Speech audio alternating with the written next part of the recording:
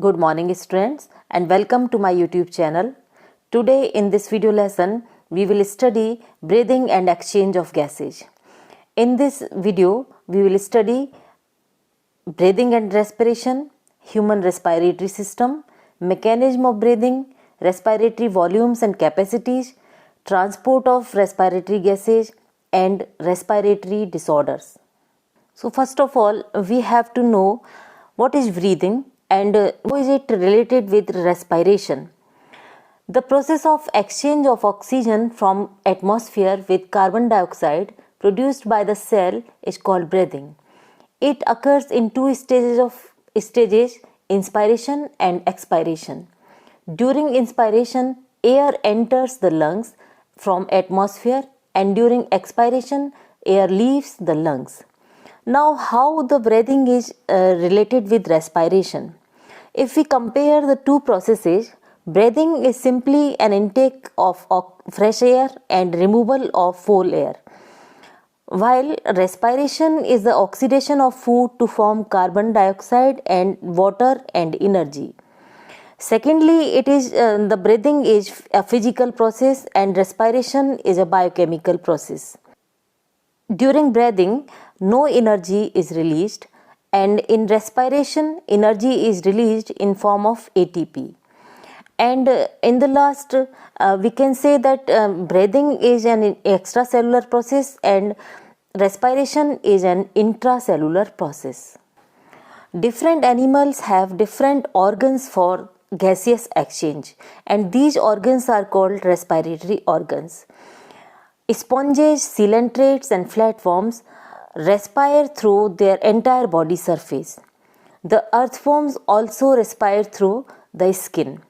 Insects have tracheal systems for exchange of gases, while the fishes and aquatic arthropods have gills for gaseous exchange.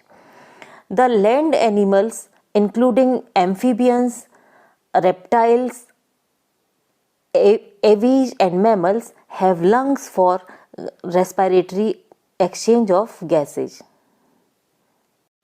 The human respiratory system consists of a pair of nostrils, pharynx, larynx, bronchi and bronchioles that finally terminates into alveoli.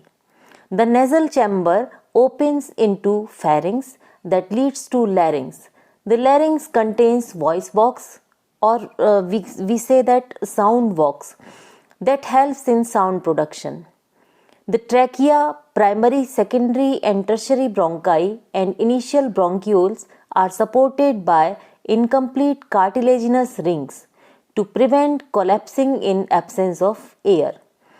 Each bronchiole terminates into an irregular walled, vascularized bag-like structure called alveoli. The branching network of bronchi, bronchioles and alveoli collectively form the lungs. Two lungs are covered with double-layered pleura having pleural fluid between them to reduce the friction on lung surface. So, the respiratory system can be divided into two parts. The first are conducting parts and the second are exchange parts. The conducting parts include nostrils, pharynx, larynx and trachea. The main function of these conducting parts include transport of atmospheric air to alveoli and removing foreign particles from air, humidifying it and bringing it to the body temperature. The exchange parts are alveoli. It is the site of actual diffusion of oxygen and carbon dioxide between blood and atmospheric air. If we come to the steps of respiration or the mechanism of breathing, we see several steps in exchange of gases. The first step is breathing, in which oxygen-rich atmospheric air is diffused in carbon dioxide-rich alveolar air, which is diffused out. The second step involves diffusion of gases across alveolar membrane, And the third step is transport of gases by blood. Further, there is diffusion of oxygen and carbon dioxide between blood and tissues, and utilization of oxygen by cells to obtain energy, and release of carbon dioxide, which is the cellular respiration. The mechanism of breathing involves inspiration and expiration. During inspiration, atmospheric air is drawn in, and during expiration, alveolar air is released out. Movement of air and out takes place due to difference in pressure gradient. Inspiration occurs when pressure inside the lung is less, and expiration occurs when pressure is more in lungs than outside. The diaphragm and external and internal intercostal muscles between the ribs help in developing pressure gradient due to change in volume.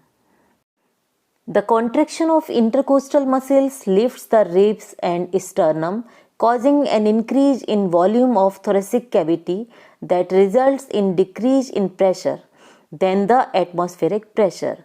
This causes inspiration. Then relaxation of the diaphragm and intercostal muscles reduce the thoracic volume and increase the pressure, causing expiration. The volume of air involved in breathing movements is estimated by using spirometer for clinical assessment of pulmonary functions. An important aspect of breathing mechanism is the respiratory volume and capacities. The different volumes and capacities of lungs are: the first is tidal volume. The tidal volume is the volume of air inspired or expired during a normal respiration. It is about 500 milliliter in healthy man. Inspiratory reserve volume, or IRV, is the additional volume of air a person can inspire by forceful inspiration. It is about 2500 milliliter to 3000 milliliter. The expiratory reserve volume, or ERV, is additional volume of air a person can expire by forceful expiration. It is about 1000 milliliter to 1100 milliliter. The residual volume, or RV, is the volume of air remaining in lungs even after a forcible expiration. It is about 1100 milliliter to 1200 milliliter. The inspiratory capacity, or IC, is the total sum of tidal volume and inspiratory reserve volume. The expiratory capacity, or EC, is the sum of tidal volume and expiratory reserve volume. The functional residual capacity, or FRC, is the total volume of expiratory reserve volume plus residual volume. The vital capacity of a lung is the maximum volume of air a person can breathe in after a forceful expiration. Total lung capacity is the total volume of air accommodated in lung at the end of forced inspiration. So, RB plus ERB plus TV plus ERB is the vital capacity. During a gaseous exchange, the exchange of gases takes place at two sites. Number 1, from alveoli to blood, and number 2, between blood and tissues. The exchange of gases occurs by simple diffusion due to pressure concentration gradient, solubility of the gases, and thickness of membrane. The pressure contributed by individual gas in a mixture of gas is called partial pressure, represented by small p CO2 and small p O2 for the partial pressure of carbon dioxide and oxygen respectively. Partial pressure of oxygen and carbon dioxide at different part involved in diffusion varies from one part to another and moves from higher partial pressure to lower partial pressure. Solubility of carbon dioxide is 20 to 25 times more than solubility of oxygen. So, carbon dioxide diffuses much faster through membranes. Diffusion membrane is 3-layered thick, that is alveolar squamous epithelium, endothelium of alveolar capillaries, and basement substance between them. The next step in breathing is transport of gases. The gases transported are carbon dioxide and oxygen. Blood is the medium of transport for carbon dioxide and oxygen. Most of oxygen, about 97%, is transported through RBC and remaining 3% by blood plasma. 20 to 25% of carbon dioxide is transported by RBC and 70% as bicarbonate and rest 7% in dissolved state by blood plasma. Transport of oxygen takes place through hemoglobin. Hemoglobin in RBC combines with oxygen to form oxyhemoglobin. Each hemoglobin molecule can combine with 4 oxygen molecules. Binding of oxygen is related with partial pressure of oxygen and carbon dioxide, hydrogen ion concentration and temperature. The percentage saturation of hemoglobin and partial pressure of oxygen forms sigmoid curve, which is called oxygen dissociation curve. In the alveoli, partial pressure of oxygen is more and partial pressure of carbon dioxide is less. So, less hydrogen ion concentration and lower temperature favors the binding of oxygen with hemoglobin, where opposite condition in tissues favors the dissociation of oxyhemoglobin. The transport of carbon dioxide can also be by hemoglobin as carbaminohemoglobin. In tissues, partial pressure of carbon dioxide is higher and partial pressure of oxygen is less that favor the binding of carbon dioxide with hemoglobin. Opposite condition helps in dissociation of carbaminohemoglobin in alveoli. The enzyme carbonic anhydrase helps in formation of carbonate ions to transport carbon dioxide. The process of respiratory gas exchange is regulated by brain. Human beings have ability to maintain and moderate the rate of respiration to fulfill the demand of body tissues by neural system. Respiratory rhythm center is located in medulla region of hindbrain. Pneumotoxic center in pons moderates the function of respiratory rhythm center.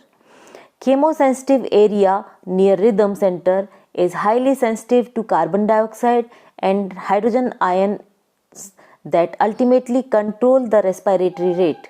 Oxygen do not play a major role in controlling rate of respiration. And in the last, we have to study some respiratory disorders. The first and foremost respiratory disorder is the mountain sickness. Mountain sickness is the condition characterized by the ill effects of hypoxia, that is shortage of oxygen in the tissues at high altitude, commonly to person going to high altitude for the first time. Its symptoms are loss of appetite, nausea and vomiting, which occurs due to expansion of gases in digestive system. Other symptoms include breathlessness, which occurs because of pulmonary edema, headache, depression, disorientation, lack of sleep, weakness and fatigue are other symptoms of mountain sickness. The next respiratory disorder is asthma. It is due to allergic reaction to foreign particles that affect the respiratory tract. The symptoms include coughing, wheezing and difficulty in breathing. This is due to excess of mucus in walls of respiratory tract. The next respiratory disorder is emphysema. Emphysema is the inflation or abnormal distension of the bronchioles or alveolar sacs of lungs. This occurs due to destroying of septa between alveoli because of continuous smoking and inhalation of other smokes. The inhalation becomes difficult and lungs remain inflated. Another respiratory disorder is occupational respiratory disorders. These disorders include various occupational disorders which are caused due to inhalation of gases, fumes or dust present in surroundings of certain workplaces. This includes silicosis, asbestosis due to exposure of silica and asbestos. The symptoms include proliferation of fibrous connective tissues of upper part of lungs causing inflammation. Another respiratory disorder is pneumonia. It is acute infection or inflammation of the alveoli of the lungs due to bacterium Streptococcus pneumoniae. Alveoli become acutely inflamed and most of air spaces of the alveoli is filled with fluids and dead white corpuscles, limiting the gaseous exchange.